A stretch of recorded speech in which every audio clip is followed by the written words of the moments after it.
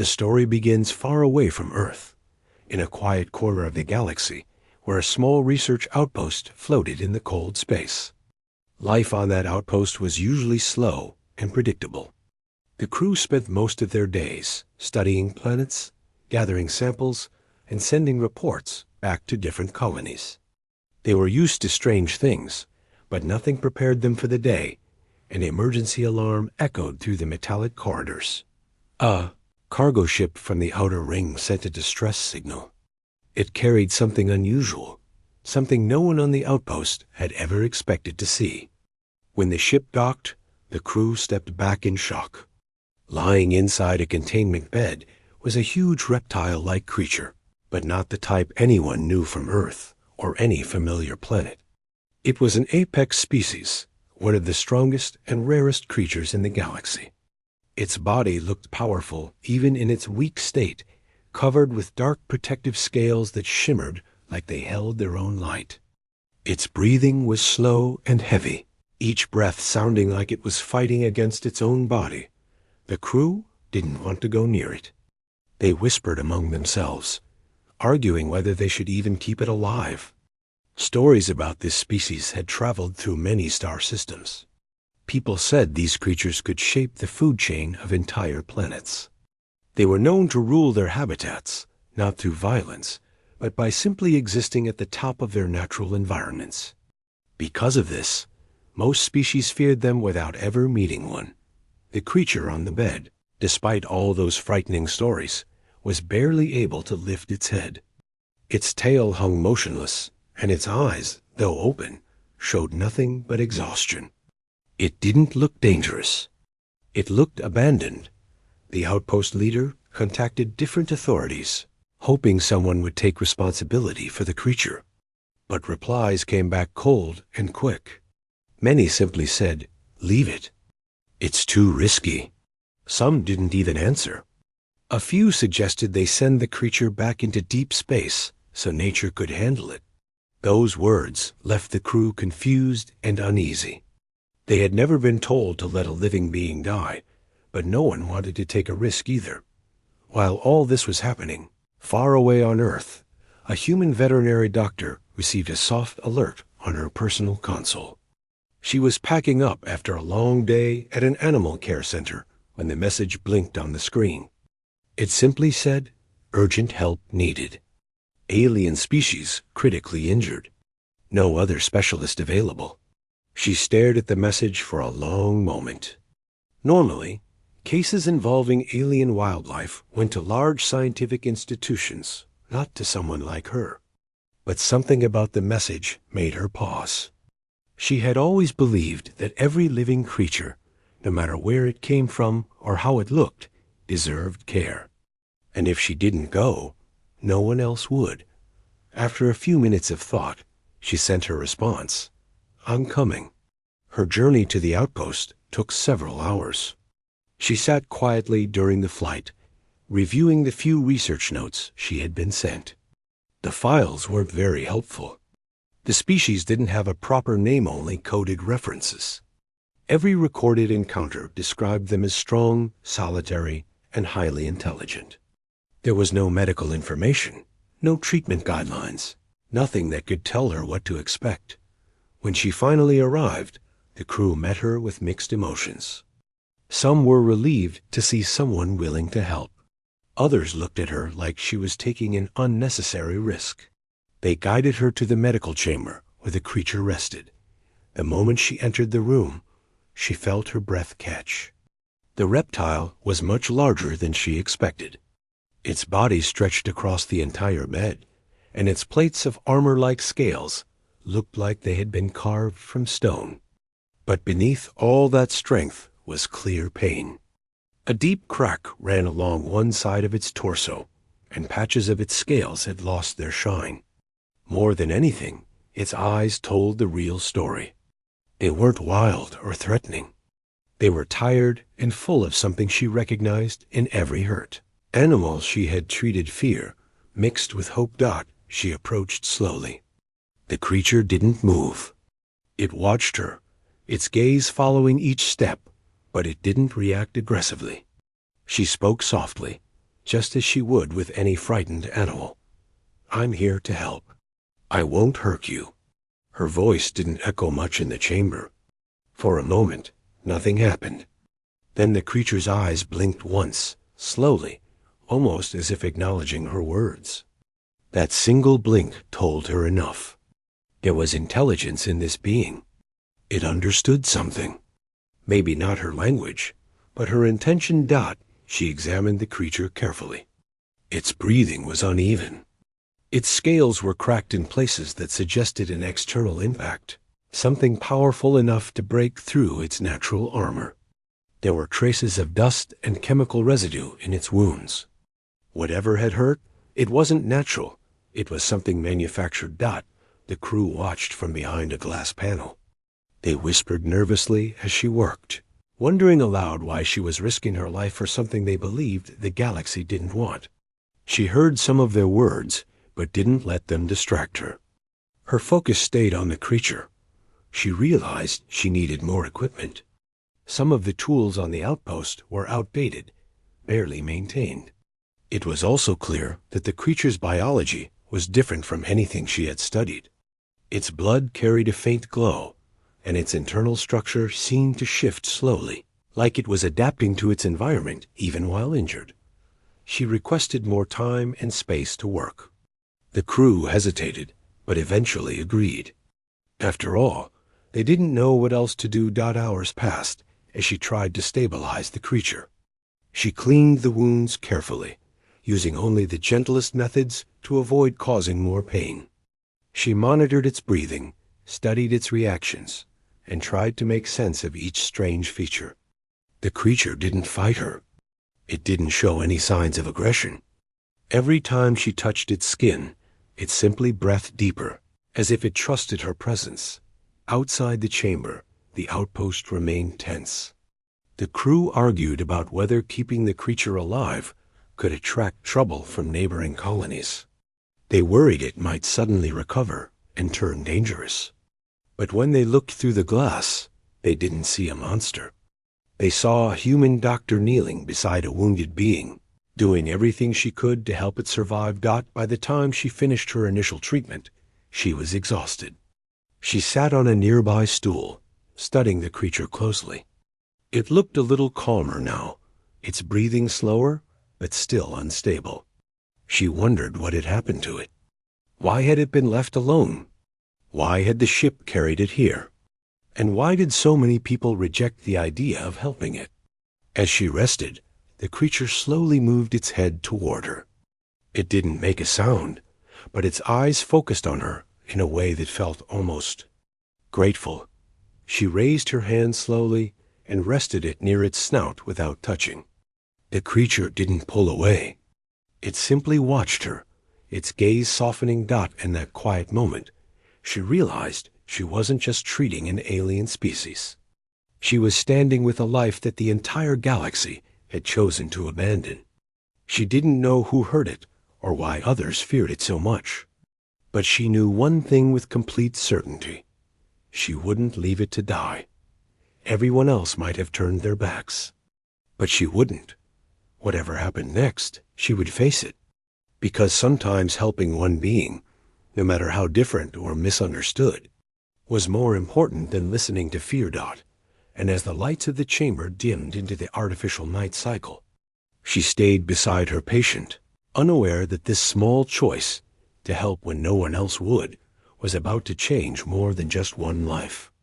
It would change the course of a story that stretched far beyond Earth, far beyond the outpost, and deep into the heart of the galaxy. The next morning on the outpost began with a silent tension. People walked through the halls as if every sound might disturb the creature resting inside the medical chamber. The human doctor woke up early, even though she had barely slept. She spent the night sitting on a small chair near the creature, watching over it to make sure its breathing didn't worsen. Now, as the artificial lights brightened, she stood up and stretched her arms. The creature was still where she left it, its large body curled slightly, tail resting on the metal floor. Even asleep, it looked powerful, as if strength lived deep inside its bones. but its breathing remained weak, and she could tell it had a long road to recovery. She began the morning by checking the monitors she had set up the night before. Even though the machines were designed for much smaller life forms, she improvised ways to make them useful. She had wrapped extra wires, connected sensors with clips and straps, and even used some of her own portable equipment from Earth. The readings confused her. The creature's heartbeat wasn't slow or fast. It shifted gently, almost like music changing rhythm. Its temperature rose and fell within minutes, not dangerously, but differently. It was clear this species didn't follow the normal rules of biology she understood. The outpost's crew gathered outside the glass panel again. Most stayed far back, unsure whether it was safe to be so close. One of the supervisors approached the doctor and cleared his throat carefully before speaking. "Do you understand what we're dealing with?" he asked, not unkindly, but with anxiety behind his words. "No," she answered truthfully. "Not yet. But I'm trying." He looked at the creature, his face tense. "If this species wakes up strong and fully alert, we can't predict how it will act." The doctor wiped her hands with a cloth. "It hasn't shown any signs of aggression, only fear and pain. That's what I'm treating." The supervisor didn't know how to respond. He nodded slowly and stepped back. She returned to the creature and gently placed her hand above its injured side, not touching it yet. She spoke softly again, hoping the creature could sense her presence, even in its half-conscious state. "I need to check your wounds more carefully today," she murmured. "You're safe here. I promise." The creature's tail twitched lightly, just once, as if acknowledging her words. She began her work. She removed the temporary bandages she had placed earlier and cleaned the cracked scales. Underneath, she saw faint glowing veins running in patterns she had never seen before, almost like tiny streams of energy. When she brushed her hand gently along one of them, the creature's skin warmed under her fingers. It wasn't a threatening reaction, more like the body responding instinctively to touch. She took a step back and watched carefully. The glow faded after a moment. "This species might use energy instead of only blood flow," she whispered to herself, fascinated to understand the creature's biology. She needed samples, but not in a way that would harm or disturb it. She collected a small droplet from near the wound without breaking any skin. The droplet glowed faintly on the surface of the vial she placed it in. She shook her head in amazement. Never in her life had she seen anything like this. Time passed as she studied the droplet with whatever tools she had. She discovered that its composition changed depending on temperature, like it adapted constantly. It wasn't dangerous. It wasn't reactive. It acted more like it tried to protect the creature's body. This species is built for survival, she thought. But even survival instincts can be overwhelmed. While she worked, the creature opened its eyes again. The doctor saw the movement and walked to its side. Its large pupils adjusted to the light slowly, and for a moment they looked almost human, not in shape, but in expression. "Good morning," she whispered, unsure if it understood her words, but saying them anyway. The creature blinked once, slowly. She sat down beside it. "You're very strong. Stronger than anything I've ever treated. But you don't have to be strong alone." The creature made a soft vibration, like a distant hum. It wasn't sound, not exactly. More like a gentle tremor moving through the air. She paused, eyes widening. It was communicating. "Are you trying to speak to me?" she asked softly. The vibration grew slightly, then faded. She didn't know what it meant, but she understood one thing for sure. The creature wasn't alone anymore. And it knew it. The crew outside watched in disbelief. Some of them exchanged surprised looks. A few whispered that maybe the creature wasn't as dangerous as they had been told. But others still looked uneasy, fearing what might happen if things changed too quickly. The doctor ignored their fear. She focused on understanding the creature's condition. After more tests, more quiet observations, and more careful cleaning of its wounds, she finally sat back. Thinking deeply, "I need to know what caused all this," she muttered to herself. She studied the broken edges of the scales again.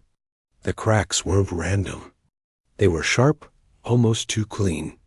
She leaned closer and saw something embedded in the crack's tiny metallic particles, barely visible. She carefully removed one and held it under a portable magnifier. It looked like a fragment from some kind of device or tool. But more importantly, it wasn't natural. Something artificial had harmed the creature. Something created by intelligent beings. She felt her stomach tighten. That meant someone, somewhere, had done this intentionally or through reckless behavior. And instead of helping the creature afterward, they abandoned it. She gently set the particle aside and took a deep breath. She didn't want to assume anything without proof, but she couldn't ignore what she saw. "It didn't just get hurt," she whispered. "It was caught in something made by someone." The creature's eyes followed her movement again. She turned toward it and smiled softly. "You've been through something terrible, haven't you?" she said gently. "But you're safe now. I won't let anything else hurt you." The creature lowered its head slightly, as if trying to rest. She took a clean cloth and wiped the dust from around its face.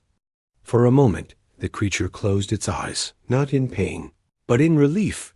Later in the day, she asked the crew if they had any records from the cargo ship that had brought the creature. They searched the logs and found only a short note, found drifting near mining sector. Unknown life form. Low priority.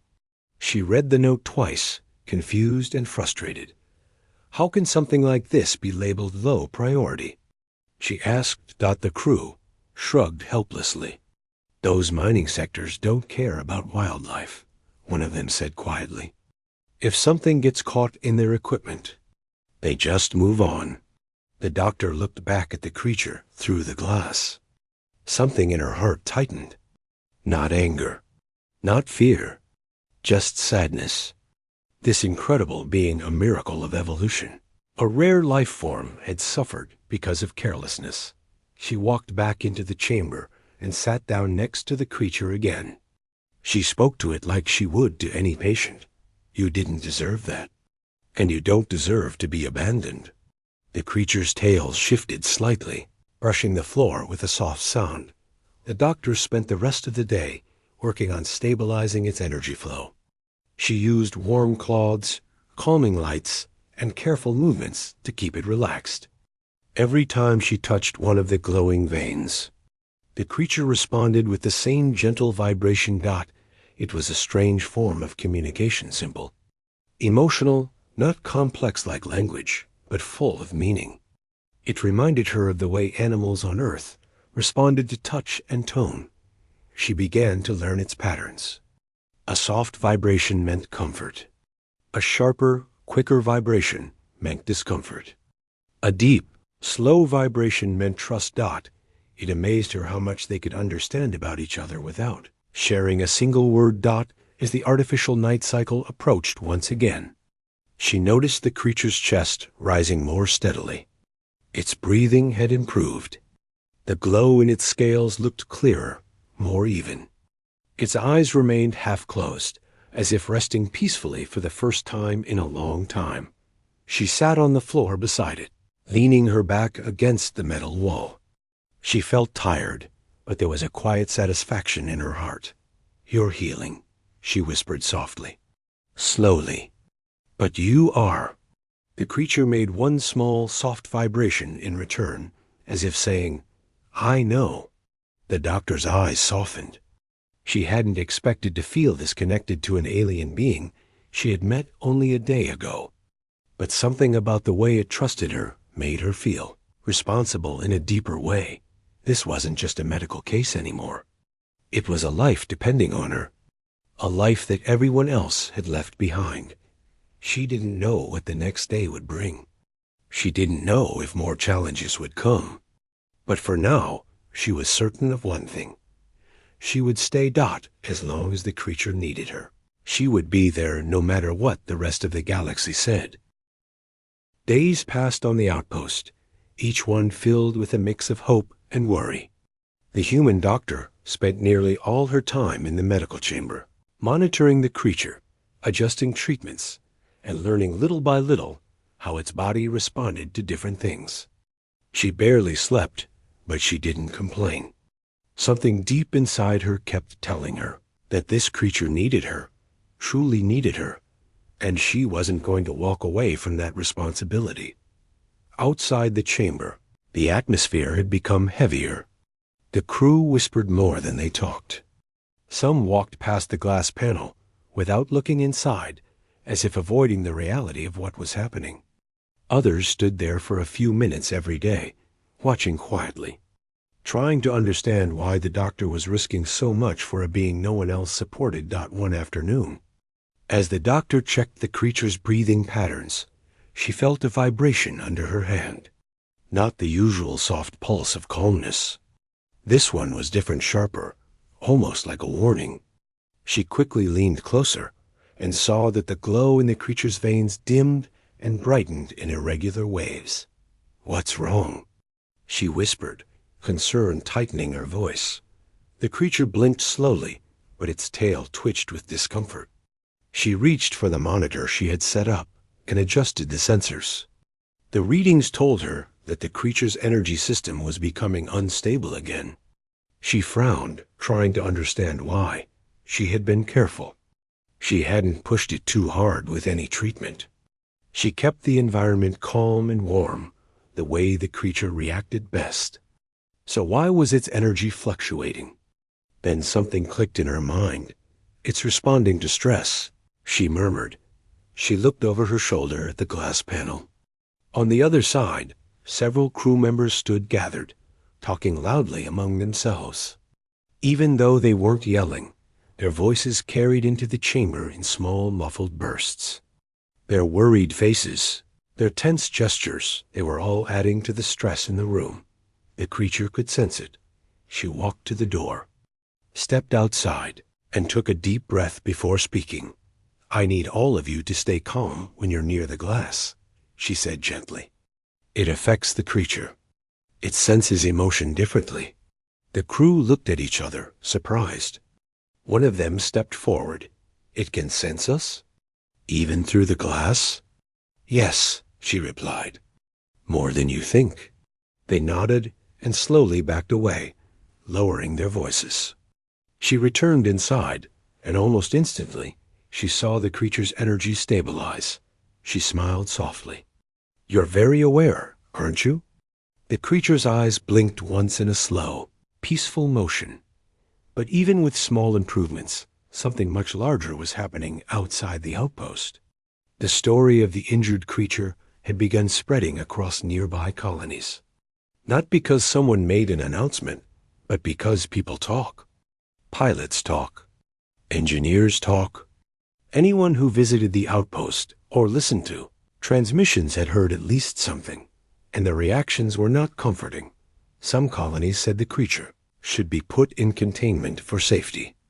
Others believed it should be sent away before it recovered and became a threat. A few insisted the outpost was irresponsible for allowing a human doctor to treat it. But the loudest reaction was the one that reached the outpost first, a message from the Galactic Council. It wasn't a friendly message. It wasn't even a message of concern. It was short, cold, and direct. Stop all medical efforts. Do not interfere with the natural outcome. When the outpost leader read the message, he felt both fear and frustration rise inside him. But instead of acting on it immediately, he walked to the medical chamber and showed the message to the doctor. She read it once. Then she read it again. Her hands shook slightly, not out of fear, but out of disbelief.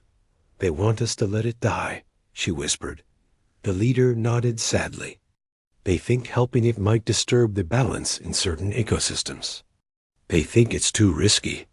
The doctor looked through the glass at the creature. It was resting, breathing softly, unaware of the message that had just arrived, unaware that powerful voices far away were deciding its fate without even seeing it. She handed the device back to the leader. "I'm not stopping." The leader sighed. "They will blame us." "Let them," she replied quietly. "I can't ignore a life that depends on me." The leader didn't argue. He simply lowered his head and walked away, burdened by the consequences he knew would come. A few hours later, the outpost's supply department received another message. This one was from a transport company. "Due to cargo regulations, we cannot deliver your requested medical supplies." The doctor had ordered the supplies earlier that morning. Now they were refusing, and the reason was obvious. No one wanted to get involved with the creature. When the doctor heard the news, she didn't panic. She simply tightened her jaw and went back to the chamber. If she couldn't get the tools she needed, she would make do with what she had. She had already improvised so much. She could improvise again. She collected unused pieces of soft fabric, old cleaning materials, modified parts of broken scanners, and anything that could be repurposed into something useful. The crew watched, amazed at how determined she was as she worked. The creature watched her too. Its eyes followed her movements with a quiet, steady focus. Sometimes its breath would deepen when she came near, as if it recognized her presence as comfort. Every now and then, it made those gentle vibrations, the ones that felt like gratitude. She understood those small signals more clearly each day. She was beginning to learn its emotional language. And the more she learned, the more she realized how misunderstood this species was. Late one evening, after hours of adjusting her makeshift equipment, she sat beside the creature again. She leaned her head back against the wall and closed her eyes, just for a moment.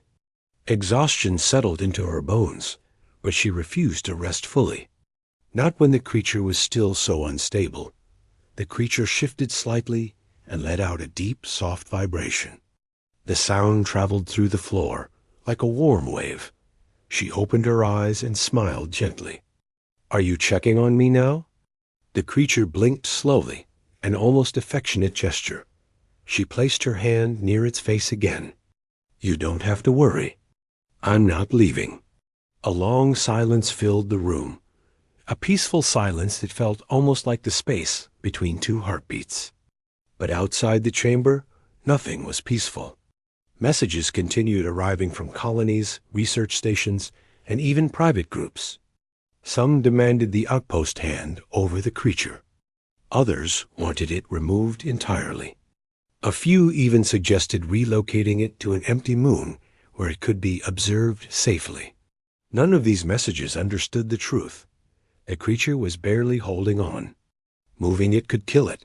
The doctor ignored all of them. She focused only on the creature's healing. But tension grew stronger each day, pressing down on the outpost like a heavy blanket. One night, after adjusting the temperature in the chamber, she stepped outside to speak with the leader again. He looked tired, overwhelmed by the pressure from all sides. "I know the messages make things harder," she said gently. "But please trust me. It's getting better." He rubbed his forehead. "I do trust you. But the council, they're watching us. If they decide we're disobeying, they could shut this outpost down." She looked at him steadily. Would they shut it down if the patient was a human? Or a common animal? Or something less feared? The leader didn't answer. She continued softly. This creature didn't choose to be powerful. It didn't ask for fear. It didn't harm anyone here. It's just injured. That's all. He looked at her with conflicted eyes. "You're asking me to take a big risk." "I'm asking you to do what's right," she replied. He sighed deeply. "Fine. I'll delay responding to the council. But I can't hold them off forever." "That's enough for now," she said quietly. She returned to the chamber and found the creature resting peacefully again. She sat beside it and watched its chest rise and fall in a slow rhythm. She felt a deep calm settle over her. "You're not alone," she whispered, but even as she spoke, she knew the calm wouldn't last. The galaxy had made up its mind about this species long before she arrived. People feared what they didn't understand. And no matter how gentle, intelligent, or vulnerable this creature was, fear traveled faster than truth. The doctor knew that the days ahead would be harder. The pressure would increase. Messages would become demands. Supplies would become even more limited. But she also knew one thing with complete certainty. She wasn't giving up. The creature wasn't just another patient anymore. It was a life that had been abandoned, misunderstood, and pushed aside. And she was the only one standing beside it. Whatever happened next, no matter what decision the galaxy tried to force, onto her she would continue. Because real compassion didn't depend on rules or opinions. It depended on heart. And hers was firmly tied to the creature resting beside her. The days that followed felt heavier than before. The outpost was no longer a quiet place where people focused on research and routine work. Now, every corner echoed with worry. Every shift came with new messages from different parts of the galaxy, each one adding more pressure. Some messages were polite but firm. Others were blunt, almost cold. All of them had one message between the lines: stop helping the creature. The doctor noticed the change in the air every time she stepped outside the medical chamber. People walked faster, whispered more, and looked over their shoulders, as if expecting someone powerful to arrive at any moment. She understood their fear, but she also knew fear wasn't a good enough reason to abandon a life. Inside the chamber, however, things were different. The creature was healing slowly, but clearly. Its breathing had become steady, its glow more stable, and the deep cracks along its body were beginning to show faint signs of repair. It still couldn't stand or move much, but it wasn't fighting for every breath anymore. One morning, the doctor entered the chamber and found the creature awake. Its eyes followed her as she walked in, but for the first time, she noticed something new. The glow in its eyes wasn't just alertness or awareness, it was curiosity. "You're feeling better today," she said softly. Smiling, the creature made a gentle vibration, the kind she had learned to translate as a positive response. She approached slowly and sat beside its head. "I want to try something new," she said. "Nothing painful. I promise." She showed it a small portable scanner she had modified using parts from old equipment. She couldn't get proper medical tools from outside, so she had no choice but to create her own tools. The creature blinked at the device, watching her closely. "It's just to check the energy flow inside your body," she explained. She held the scanner near one of the glowing veins. The device hummed softly, and the creature stayed still, trusting her more with each passing day. The scanner displayed patterns of pulsing light unlike any biological reading she had ever seen. She studied the shapes and rhythms, trying to understand them. Some parts moved like flowing water, others shifted like waves of heat.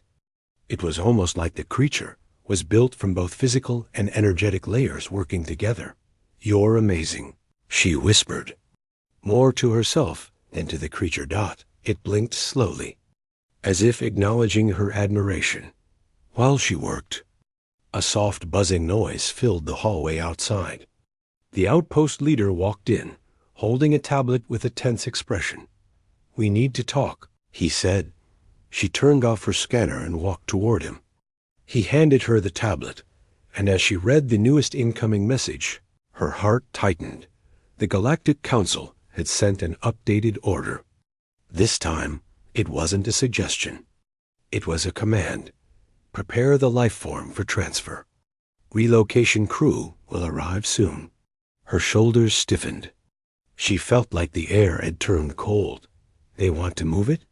she asked softly. "Yes," the leader replied. "To a remote observation facility. They claim it's for study, but you know how these transfers go. The journey alone could harm it." Her mind raced. The creature was healing, but not strong enough to survive a forced move. A long-distance relocation in its fragile state could undo everything. It might not survive the change in environment, the transport conditions, or the stress.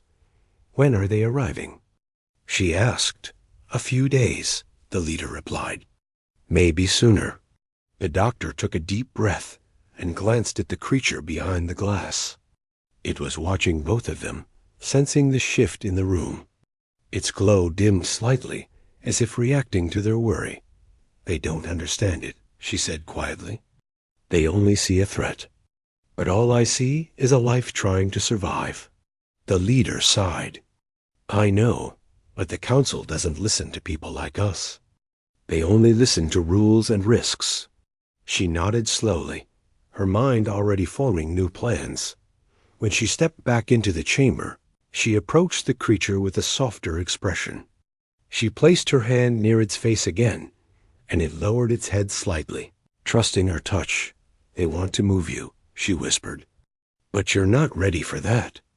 I know it, and I think you know it too. The creature's vibration was faint, almost like a quiet sigh.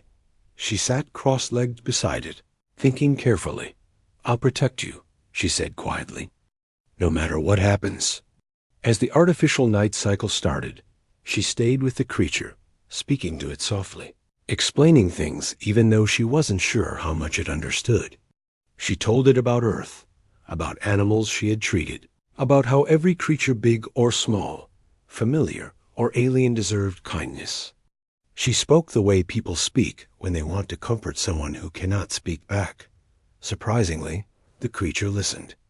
Its eyes followed her every movement. Its breathing matched her calm rhythm, and its vibrations became steady again. Hours passed, and she didn't realize how late it had become until the chamber lights dimmed. She stood up, stretched her stiff back, and prepared to leave. Right before she walked out, she felt a soft movement behind her. She turned around and saw something that made her stop. The creature had lifted its head, slightly off the floor. It wasn't much. Just a small movement. But it was the first time it had done that since arriving on the outpost. She hurried back to it, her heart racing. You moved, she whispered with joy. That means your strength is returning.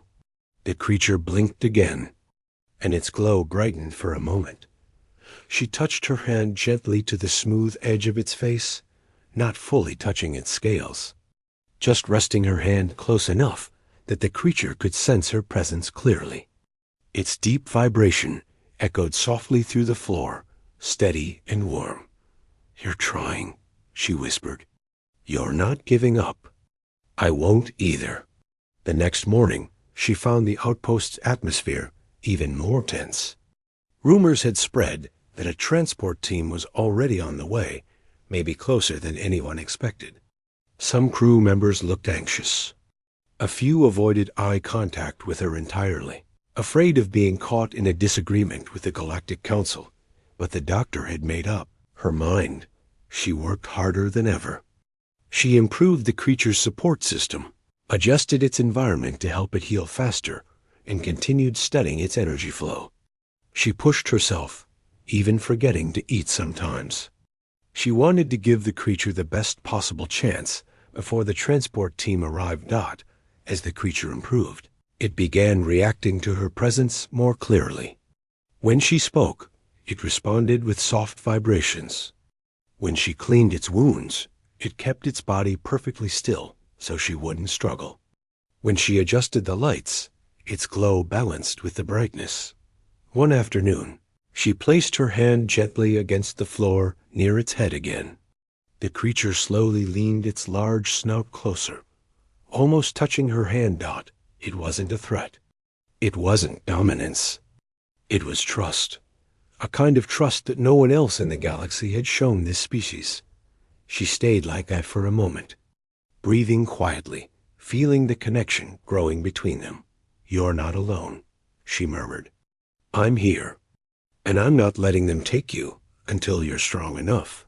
Late that evening, the outpost leader entered the chamber with worry on his face. "We received another message," he said softly, and this time it wasn't just the council. The doctor straightened. "Who else?" "A private research group," he replied. "They want the creature too. They claim they can handle it better." Her stomach dropped. She had heard of such groups before, people who saw powerful species as trophies, experiments, or resources. She shook her head firmly. "They're not getting near it." The leader sighed. "I agree with you, but we may not have a choice." She looked back at the creature, and its eyes met hers. It didn't understand the details, but it sensed the tension, the fear, the urgency. She walked to its side again and rested her hand near its face. "I won't let anyone harm you," she whispered. The creature closed its eyes slowly, leaning into the calm of her presence. For the first time, she felt something new from it, not just trust, not just awareness, but something deeper. Recognition. It now understood that she was the only one in the entire galaxy who stood with it. Outside the chamber, everything felt uncertain. But inside, the connection between them grew stronger, like a quiet promise forming in the air. A promise that would be tested very soon, because the galaxy was coming for the creature, and she was the only thing standing in the way. The days after the long treatment moved slowly, like the time itself was holding its breath. The doctor barely slept, and even when she closed her eyes for a few minutes, her mind stayed alert, listening to every small sound coming from the recovery chamber. She had spent so much effort and hope on saving the apex reptile that now every tiny movement of the creature felt important, like a sign of whether her work would finally lead to something good. The room was quiet except for the soft hum of machines that kept the temperature stable. The alien reptile lay on a thick layer of heat-absorbing cloth, its massive body curled slightly to one side. Its breathing had once been shallow and weak, but now it rose in slow, controlled waves. The doctor watched the gentle rise and fall of its chest and felt something inside her relax. It wasn't out of danger yet, but it was no longer fighting alone. Every now and then, the reptile's scales faintly glowed a soft, warm light that came from deep inside its body. She didn't fully understand what that glow meant, but she had learned enough to know it was a good sign. It meant its inner energy field was balancing again. It was healing, maybe not fast, but healing in its own natural way. Sometimes she wondered how a creature, so feared by entire star systems, could look so peaceful while resting. She remembered the day she first saw it, everyone running away, everyone scared, everyone convinced it was only a threat. And now here it was, lying calmly, trusting her completely. The contrast made her realize how badly the galaxy misunderstood things that looked different or powerful. As the hours passed, the reptile moved its head slightly and opened one eye. The golden slit in the center widened, trying to focus on her. She stood up slowly, careful not to startle it, and walked to the side of the bed. The creature lifted its head a bit more and made a soft, low vibration. It wasn't a growl, but a kind of gentle acknowledgement. "You're awake," she whispered, though she knew it didn't understand words. Still, her voice softened the air around them. The reptile blinked slowly, and she could tell it was remembering where it was. It shifted one limb, testing the strength in its muscles. Its movements were no longer shaky, like before, still slow, but controlled. Seeing this progress made her smile, but she kept her emotions steady. She didn't want to excite the creature too much. Instead, she gently adjusted the energy stabilizer beside the bed to lower the intensity. The reptile slowly set its head back down, but didn't close its eyes. It kept watching her, calm and alert, as if it wanted her to stay nearby. For the first time in many days, the doctor stepped out of the room for a short break. Outside, the members of the outpost were gathered, watching her with cautious curiosity. They hadn't expected the creature to survive. Some had even assumed it would attack once awake. But when they saw her walking calmly and the silence inside the room, their fear began to weaken. One of the engineers approached her and said in a hesitant voice, "Is it really stable now?" She nodded. "It's recovering." Slowly but steadily. A wave of relief moved through the hall. Someone murmured, "I can't believe a human did it." Another whispered, "We were wrong about that creature." She didn't respond to their comments. Instead, she simply walked to the small supply station to grab water, and then she returned to the recovery room. The reptile lifted its head again as soon as she stepped in, as if it had been waiting. Its tail made a tiny movement, brushing against the floor in a gentle pattern. "You remembered I was coming back," she said softly. Sitting near it, the reptile emitted another low vibration, this one slightly stronger. She couldn't help smiling again. Over the next 2 days, the creature grew stronger. It began shifting its weight more confidently. Its scales regained their full color, a deep mix of jade green and metallic blue. The cracked areas healed into smooth lines, and the warm glow beneath its skin brightened every time she entered the room. It even began responding more clearly to her presence, lifting its head when she spoke and lowering it when she asked it to calm down. Word spread across nearby colonies faster than she expected. Messages came in from different planets' researchers wanting scans, military units demanding reports, council members asking for proof. Many of them didn't trust the creature. Some thought it should be taken away for observation. Others warned that it might become dangerous again. But none of them understood what she had learned, that the reptile was not a monster, not a threat. It was simply a living being that had suffered more than most could imagine. On the 4th morning after the treatment, a delegation shuttle arrived. 3 officials stepped out, wearing badges from the Galactic Council. The crew grew silent, knowing these officials rarely arrived without serious intentions. The doctor met them outside the recovery room. One of the officials, an older one with silver markings on his uniform, spoke calmly but firmly. "We have come to retrieve the creature," he said. "It must be taken to a controlled research facility. It is too rare and too powerful to remain here." The doctor's stomach tightened, but she kept her voice steady. "It's still recovering. Moving it now could harm it." The official replied, "We will handle it. This is for the safety of every system." Before she could say more, the door behind her vibrated. A deep, protective pulse filled the hallway. Everyone froze. The reptile stepped out of the room, standing tall now, taller than most of them. Its golden eyes scanned the crowd. But instead of showing aggression or fear, it moved to stand near the doctor, lowering its head slightly beside her, like a guardian choosing its place. The officials stepped back instantly. They whispered among themselves, unsure how to approach. The reptile made another pulse, this one directed only at her. It wasn't loud, but she felt it inside her chest, a signal she had learned to understand.